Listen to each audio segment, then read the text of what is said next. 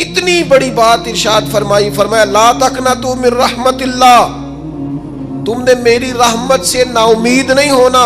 اللہ کی رحمت سے نا مالک کیا ملے گا؟ فرمایا ان اللہ یغفر الذنوب جمیعا، اللہ سارے گناہ معاف فرما دے گا۔ تو جن لوگوں کو اللہ کی رحمت پر نبی کریم علیہ السلام تشریف فرما ہے، امام غزالی نے لکھا ایک بدو آ گیا، دیہاتی سادہ آدمی، سادے بندے بھی سادے ہوتے ہیں، ان کا بھی اپنا طرز زندگی ہوتا ہے۔ تو بدو آ گیا، سادہ آدمی تھا، آتے ہی السلام علیکم لے کے نا تو کوئی بات ہی نہیں کی، سیدھا سیدھا ہی کہتا یا رسول اللہ صلی اللہ علیہ وسلم یہ بتائیں قیامت کے دن حساب کس نے لینا ہے؟ حضور فرمانے لگے بھائی یہ تو بڑی صاف سی اور مختصر سی اور سادہ سی بات ہے، حساب تو اللہ تعالیٰ نے لینا ہے۔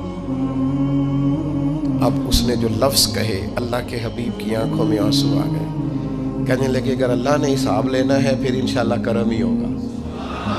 تو حضور فرمانے لگے تمہیں یہ امید کس طرح ہے؟ تو عرض کرنے لگے یا رسول اللہ کریم جب غالب آتا ہے تو معاف ہی کرتا ہے۔ جب کریم کا غلبہ ہوتا ہے نا، کریم بندہ جب کسی پہ قبضہ کر لے تو پھر معاف کرتا ہے، تو اللہ تو سب سے بڑا مہربان ہے۔ وہ بات کی اور اگلا جملہ ہی کوئی نہیں کہا، وہ چلے گئے۔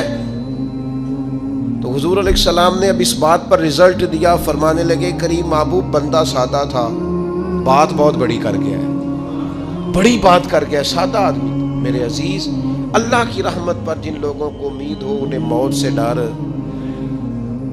اور پھر جن کو محبوب کی ملاقات کا شوق ہو نا، ہم نے جان دے دی وعدہ دیدار پر، ہم سے وعدہ کیا گیا تھا کہ تم مرو گے نا تو تمہیں دیدار ملے گا، تو ہم نے جان ہی دے دی وعدہ دیدار پر، جان ہی دے دی وعدہ دیدار پر۔ اور پھر فرماتے ہیں نقد اپنا دام ہو ہی جائے گا، فرماتے ہیں ہم نے جان دی ہے اس وعدے پر کہ وہ ملے گا، تو امید ہے کہ یہ سودا ادھار نہیں۔ جیسے ہی قبر میں جائیں گے سامنے حضور کی زیارت نصیب ہو جائے گی۔ اس لیے لحد میں بھی عشق رخ شاہ کا داغ لے کے چلے، اندھیری رات سنی تھی سو چراغ لے کے چلے۔ یہ حدیث آپ نے بھولنی نہیں، یہ تنہائیوں میں یاد رکھنے کی روایت ہے، یہ تنہائیوں میں پڑھنے کی روایت ہے۔ یہ اپنے ذوق کو تازہ، جو لوگ کہتے ہیں نا وجد سرور کیف میں جانا چاہتا ہوں، وہ مشکات شریف کی اس حدیث کو دیکھے۔ اللہ کے حبیب علیہ السلام نے فرمایا لوگوں میں تمہیں بتاؤں قیامت کے دن اللہ تعالیٰ بندوں سے پہلا سوال کیا فرمائیں گے اور بندے اس کا جواب کیا دیں گے؟ یا رسول اللہ کرم فرمائیے بتائیے۔ تو کریم فرمانے لگے اللہ تعالیٰ قیامت کے دن بندوں سے سب سے پہلا سوال، اگرچہ بعض اور احادیث میں اور سوالات بھی آئے ہیں قیامت میں جو سب سے پہلے ہوں گے، لیکن اس حدیث میں یہ والا سوال حضور نے بیان فرمایا۔ حضور فرمانے لگے اللہ قیامت کے دن اپنے بندوں سے سب سے پہلا سوال یہ فرمائے گا کیا تم میری ملاقات کو پسند کرتے تھے؟ اوئے ہوئے ہوئے، کیا تمہارا ملنے کو جی چاہتا تھا؟ کبھی اے حقیقت منتظر نظر آ نہ لباس مجاز۔ اقبال کہتے ہیں تیرے کرم اتنے ہیں دل کرتا ہے تجھے دیکھیں، کبھی کبھی اے حقیقت منتظر نظر آ نہ لباس مجاز میں، لاکھوں سجدے تڑپ رہے ہیں میری جبین نیاز میں، تمہارا دل کرتا تھا مجھ سے ملنے کو؟ حضور فرماتے بندے عرض کریں گے مالک بڑا دل کرتا تھا۔ تو پھر اللہ فرمائیں گے یہ گفتگو کی معنویت تو دیکھو یار، اس کا حسن تو دیکھو۔ اللہ پھر پوچھیں گے کیوں دل کرتا تھا تمہارا؟ دل کرتا تھا تو کیوں کرتا تھا؟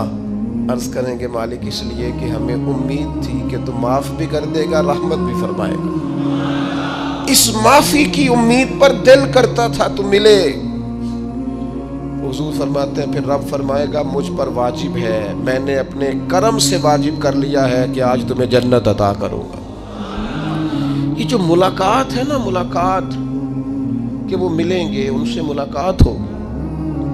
عمر بیت گئی نا نام جپتے، عمر بیت گئی نا تذکرہ کرتے، ہم سے بھی لوگ پوچھتے ہیں کیا کمائی کی، کیا زندگی میں حاصل کیا، تو ہم کہتے ہیں شرق سے غرب تک ملک کے ایک کونے سے لے کر دوسرے کونے تک مدینے والے کی بات کی، حضور کا ذکر کیا ہے۔ نبی پاک کے اور میں اپنی حیاتی تو قربان تھی وہاں ساری محمد محمد پکیندے گزر گئی ساری۔ یہ اعزاز ہے، یہ کرم ہے۔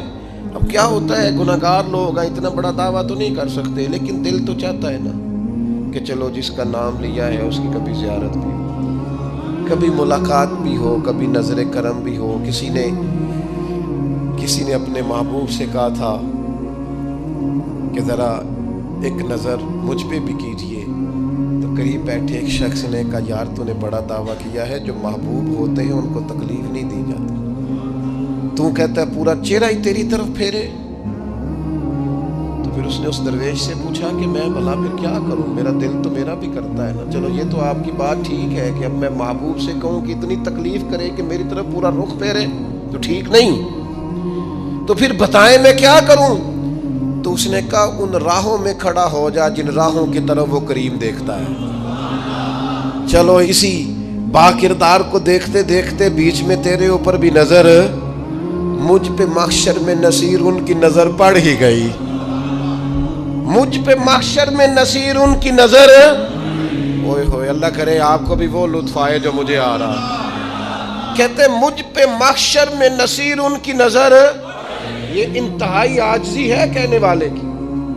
اس نے بالکل اپنے آپ کو ختم کر کے کہا کہ میں قابل تو نہیں تھا، اور میں پھر تکلیف دیتا کہ میری طرف دیکھیں، اسپیشل میرے لیے وقت نکالیں۔ پر کرم یہ ہوا کہ مجھ پہ محشر میں نصیر ان کی نظر پڑ ہی گئی۔ کہنے والے اسے کہتے ہیں خدا کا کرنا، کہنے والے اسے کہتے ہیں خدا کا کرنا۔ اللہ نے کیا کہ نظر مجھ پر پڑ ہی گئی، اور جب پھر پڑ گئی تو تیری ایک نظر کا کمال ہے اور میری زندگی کا سوال ہے۔ بس جب پڑ گئی تو سو پھر پڑ گئی۔ موت سے وہ بندہ کبھی نہیں ڈرتا جسے ملاقات کا شوق ہو۔ ملنا چاہے داتا علی اجویری سے اور موت سے ڈرے، ملنا چاہے حضرت غوث پاک جیلانی سے اور پھر موت سے ڈرے۔ زندگی گزری ہو علی علی کرتے پھر موت سے ڈرے۔ عمر بھر سیدنا عثمان غنی کی سخاوت کی بات کی ہو اور پھر جنت میں جا کے ان سے ملنے کا شوق پیدا نہ کرے۔ ساری زندگی سیدنا فاروق کا عدل بیان کیا ہو، ساری زندگی ان کے انصاف کا تذکرہ کیا ہو، پوری امت کو بتایا ہو کہ اگر جینا چاہتے ہو تو عمر کے رستوں پر چلو، اور پھر یہ موت سے ڈرے اور مر کے جناب فاروق اعظم کی زیارت کو پسند نہ کرے۔ جسے صدیق کی وفائیں یاد ہو، جنہیں جناب ابو بکر صدیق کا عشق یاد ہو، وہ پھر ان کی زیارت نہ کرنا چاہے اور ساری عمر حضور کی نعت پڑھی ہو۔ مانا نہیں آتا تھا پھر بھی کہا بلغ العلا بکمالہ کشف الدجا بجمالہ حسنت جمیع خصالہ صلو علیہ والہ سے نہیں ترجمہ آتا تھا، پر جب بھی کو پڑھتا تھا یہ بھی جھومتا تھا مولا یا صلی وسلم دائماً۔ میں آپ کو بتاتا ہوں، توتلا آدمی، توتلا اور دیوانہ مجذوب بیچارہ، سمجھ نہیں، توتلا بولنا بھی ٹھیک نہیں آتا۔ مجھے نماز کا سلام پھرا تو وہ جلدی آ گئے، وہ ایک مجذوب آدمی تھے، سادے تھے، تو سلام لی تو کہنے لگے میں گل کرنی سی۔ تو میں نے ان سے کہا کہ تھوڑی دیر کے بعد ملتے ہیں۔ سادہ آدمی ہے، اللہ مجھے معاف کرے، میں کوئی نقل تو نہیں ان کی اتار سکتا۔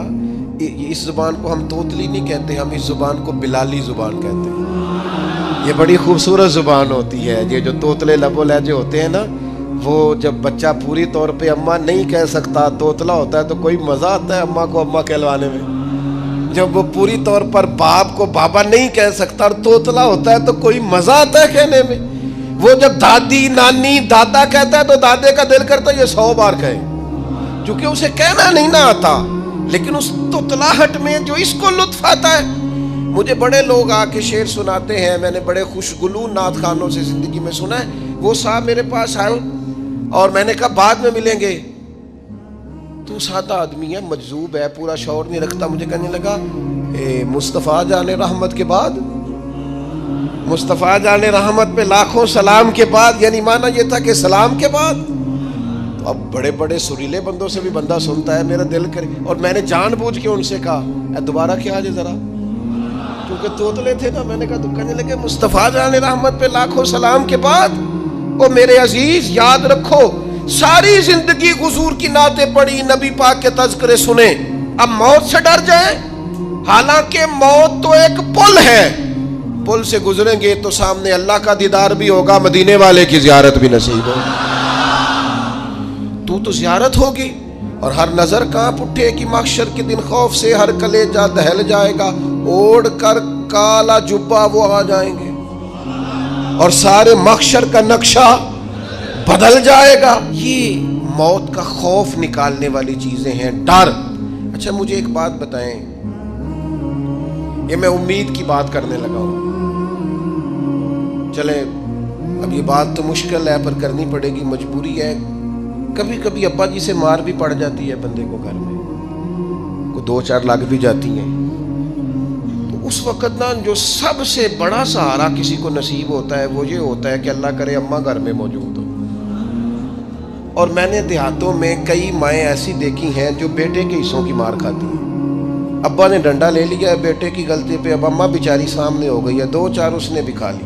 یہ بات آپ سمجھیں، موت کا خوف نکالنے کے مفہوم میں بات عرض کر رہا ہوں. اماں موجود ہونا گھر میں تو ابا سختی بھی کرنے لگے تو کسی وقت احساس ہوتا ہے کہ جناب یہ سختی نہیں ہوگی کیونکہ میری اماں، اور اماں پوری وکیل بن جاتی ہے، کہنی تو نہیں پتا وہ ہو گئی غلطی، وہ فلانے دے منڈے نے خراب کیتا ہے، حالانکہ ہو سکتا ہے اس نے اس کو بھی خراب کیا ہو، لیکن وہ اماں وکیل ہے، وہ وکالت کر رہی ہے اور وہ بے لوث کر رہی ہے. ہوتا ہے ایسے، اس بات کو سمجھ لیں اچھے طور پر.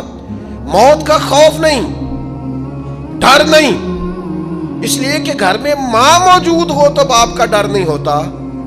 تو قبر حشر میں تو رسول کریم موجود ہے، وہاں تو نبی کریم موجود ہے، وہاں تو اللہ کریم اپنی رحمت فرمائے گا بندوں پر. اس لیے خوف نہیں، پینک نہیں، اپنی غلطیوں کا احساس ضرور کریں، اپنے اعمال پر توجہ ضرور دیں، لیکن موت کے خوف تلے دبتے نہ جائیں. انشاءاللہ صبح قیامت کرم ہوگا. میرے نبی پاک علیہ الصلوۃ والسلام نے تو فرمایا ہے بس ہم نے ایمان کامل لے کے جانا ہے دنیا میں. حضور نے فرمایا ہے جس طرح 14ویں رات کا چاند چمکتا ہے اس طرح میرے غلاموں کے چہرے چمکیں گے قیامت کو. اللہ کے رسول صلی اللہ علیہ وسلم فرماتے ہیں جسم کے جن جن حصوں پر وضو کا پانی لگتا رہا وہ قیامت میں چمکیں گے. دور سے لوگ ان کا نور دیکھیں گے، پتہ چلے گا وہ محمد عربی کے غلام آ رہے ہیں. یہ کرم ہوگا صبح قیامت، یہ عطائیں ہوں گی. اس لیے مومن موت سے ڈرتا. سیدنا بلال حبشی رضی اللہ تعالیٰ عنہ، آخری وقت ہے، نزع کا عالم طاری ہے، اور یہ گفتگو دیکھیں غلاموں کی. آپ کی اہلیہ رو پڑی، کہنے لگی ہائے ہائے افسوس. حضرت بلال فرمانے لگے کیا ہوا؟ کہنے لگی افسوس ہے کہ آپ دنیا سے جا رہے ہیں. تو حضرت بلال نے مضمون ہی بدل دیا، سوچ کا زاویہ ہی بدل دیا. فرمانے لگے یہ افسوس کا مقام نہیں، یہ تو خوشی کا مقام ہے. اس لیے کہ میری آج آنکھیں بند ہوں گی، قبر میں کھلیں گی، مدینے والے محبوب سے بھی ملوں گا، حضور کے غلاموں سے بھی ملوں گا صلی اللہ تعالی علیہ وسلم. تو موت تو مقام مسرت ہے، اور اگر یہ مل جائے زندگی میں. ایک بدو ایمان لے آئے، ابن ماجہ میں موجود ہے. حضرت ابو ہریرہ رضی اللہ تعالیٰ عنہ حدیث کے راوی ہیں، فرماتے ہیں ایک بدو ایمان لائے اور انہوں نے حضور علیہ السلام کے ساتھ ہجرت بھی کی. ابن ماجہ میں موجود ہے. تو نبی پاک علیہ السلام نے نا انہیں ایک صحابی کے ساتھ کر دیا، وہ ان کے کام کاج میں مصروف ہو گئے ان کے ساتھ. تو حضور علیہ السلام نے نا ایک جگہ سے مال غنیمت آیا، تو طریقہ مبارکہ یہ تھا کہ مال غنیمت میں سب کو حصہ دیا جاتا تھا. اگرچہ وہ جہاد پہ نہیں گئے لیکن حضور نے انہیں بھی حصہ دیا. تو وہ صحابی تو رو پڑے، عرض کرنے لگی حضور میں اس کے لیے تو ایمان نہیں لایا تھا. حضور نے فرمایا پھر بتائیے، گرچہ حضور جانتے ہیں کس لیے لائے تھے. عرض کی حضور میں تو اس لیے ایمان لایا تھا کہ میں رب کی راہ میں لڑوں گا اور میں اپنی جان پیش کروں گا. میں شہادت کے لیے ایمان لایا تھا، مجھے یہ مال دولت نہیں چاہیے. تھوڑی ہی دیر گزری کہ ایک اور مارکے کا اعلان ہو گیا، جنگ کا اعلان ہو گیا. حضور نے فرمایا چلو. وہ گئے اور چند ہی لمحے گزرے کہ وہ میدان میں اترے اور پھر شہید ہو گئے. صحابہ کرام ان کی مقدس لاش مبارک کو اٹھا کے محبوب کے قدموں میں لائے تو نبی کریم نے کیا خوبصورت بات ارشاد فرمائی. حضور فرمانے لگے دیکھو اس نے اللہ کی تصدیق کی ہے تو رب نے بھی اس کی تصدیق فرما دی. اور پھر یہ دو جملے محبوب کہتے کہتے اٹھے اور پھر حضور نے اپنا جبہ مبارک اتارا اور اتار کے فرمایا اس بندے کو نہ اس جبے میں کفن دے دو, اس میں اسے کفن دو, اس لیے کہ تو شہادت کے لیے ایمان لایا, موت کی آنکھوں میں آنکھیں ڈال کے جیا, اپنی زندگی کمزور نہ گزاری. مسلمانوں پہ کافر کا رعب طاری ہو گیا ہے. ایک تو ہوتا ہے نا کہ کوئی مدد کرنا, کوئی آگے بڑھنا, فلسطین کا نام تک نہیں لے رہے حکمران زبان سے, ذکر تک نہیں کر رہے, چینل ذکر نہیں کر رہے.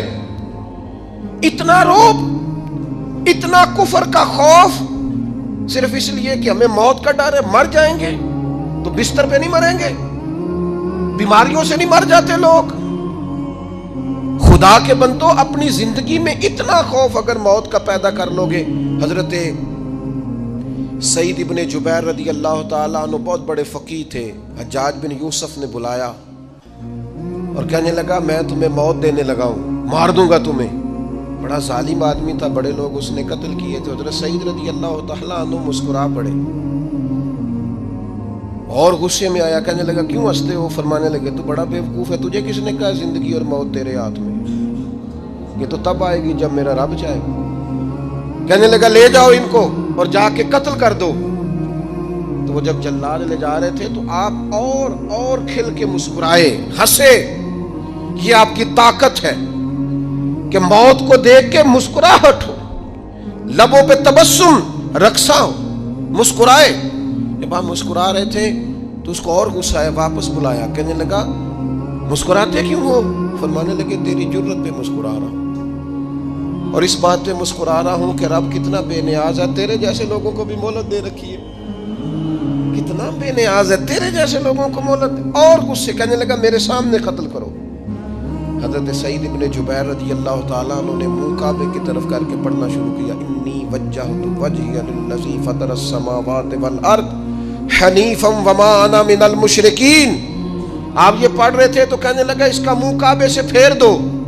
کعبے سے منہ پھیرا تو آپ فرمانے لگے تو بڑا ہی بیوقوف ہے, میرا رب کو صرف کعبے کی طرف مقید ہے. وَلِلَّهِ الْمَشْرِقُ وَالْمَغْرِبُ فَأَيْنَمَا تُوَلُّوا فَثَمَّ وَجْهُ اللَّهِ. چہرہ پھیر دیا جب اس نے تو آپ فرمانے لگے مشرق بھی اللہ کا, مغرب بھی اللہ کا. اور اللہ فرماتا ہے تم جدھر بھی منہ کرو ادھر ہی اللہ کی رحمت ہے. یہ پڑھا تو اب اس نے لٹایا, اور جب وہ آپ کو قتل کر رہا تھا تو حضرت سعید ابن جبیر کی ایک زوردار آواز گونجی. فرمایا یاد رکھنا مجھے اسی طرح قتل کرنا جس طرح تم خود قیامت میں قتل ہونا پسند کرتے ہو.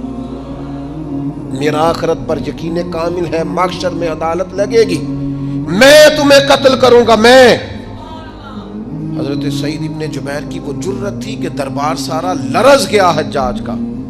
حضرت سعید ابن جبیر رضی اللہ تعالیٰ عنہ کہنے لگے اللہ اسے میرے بعد کسی پر مسلط نہ کرنا, میرا قتل آخری ہو, میرے بعد نہ ہو. ڈر گئے لوگ, سہم گئے.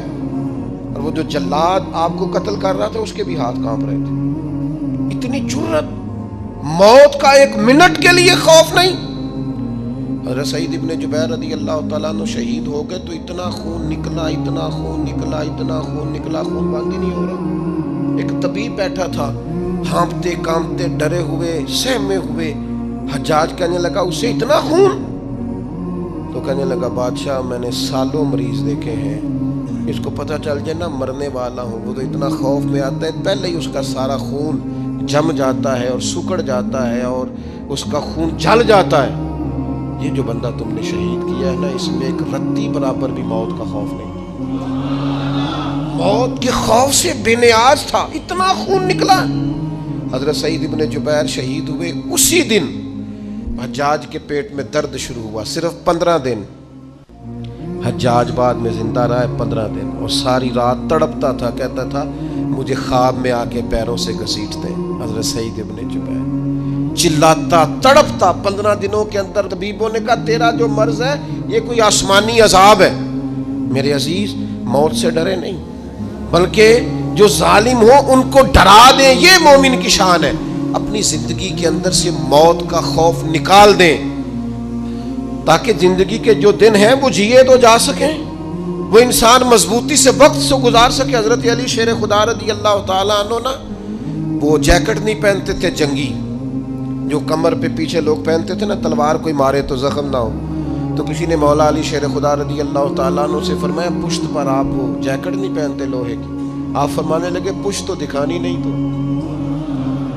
تو کہنے لگے موت سے ڈر نہیں آتا؟ فرمایا بالکل بھی نہیں، اور فرمایا مجھے بالکل ڈر نہیں آتا کہ میں موت پر آ گروں یا موت میرے اوپر جا گرے۔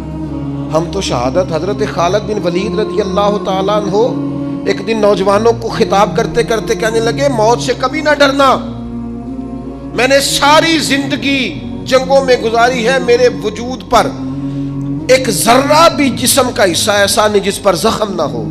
اور جو کہتے کہتے رو پڑے، فرمانے لگے یہ بات کرتے کرتے رو پڑے، فرمانے لگے دیکھ لو زندگی ساری میدانوں میں گزاری ہے، لیکن شہادت اللہ تعالیٰ نے میرے لیے وہاں نہیں لکھی تھی، یہاں اللہ تعالیٰ نے اپنی رحمت کے لیے موت میرے لیے لکھی تھی۔ تو یہ تو اللہ کا کرم ہے۔ قریب ایک بزرگ صحابی اور بیٹھے تھے، فرمانے لگے آپ کی نیت شہادت کی تھی، انشاءاللہ آپ قیامت میں شہیدوں میں ہی کھڑے کیے جائیں گے۔ تو میرے عزیز خوف نہیں موت کا۔ آخر میں 2-3 گزارشات عرض کرنی ہے۔ ایک تو میری آپ سے گزارش ہے، جنہوں نے ابھی تک قرآن مجید کی تلاوت شروع نہیں کی، وہ ابھی سے آج سے 10 منٹ ٹائم ہو تو مسجد میں بیٹھ کے ایک رکوع پڑھ کے جائیں، قرآن مجید نہیں چھوڑنا۔ رمضان کا تعارف یہ ہے کہ شہر رمضان الذی انزل فیہ القرآن، تو قرآن مجید سے دلچسپی۔ دوسری میری گزارش ہے راشن بانٹنے والوں سے بھی کہ مہربانی کریں لائنوں میں لگانا چھوڑ دیں، اور لینے والوں سے بھی میری عرض ہے کہ اللہ تعالیٰ سارا سال عطا کرتا ہے، 3-4 ہزار کے لیے کیوں اپنے آپ کو آپ تکلیف میں ڈالتے ہیں؟ سارا سال اللہ دیتا ہے۔ اور پھر میری آپ سے یہ بھی اپیل ہوگی کہ طبیعتوں میں حلم پیدا کریں، بردباری پیدا کریں، یہ بڑی ضروری چیز ہے۔ مثبت سوچیں لائیں، روزہ ہماری تربیت کرتا ہے۔ اور پھر آپ سے یہ بھی اپیل کروں گا رمضان شریف کی مقدس گھڑیوں میں صرف اپنے لیے نہیں سوچے، امت کے لیے سوچیں، بالخصوص فلسطین کے مسلمانوں کے لیے کم از کم دعا مومن کا ہتھیار ہے، وہ تو جم کے کریں اللہ کے حضور۔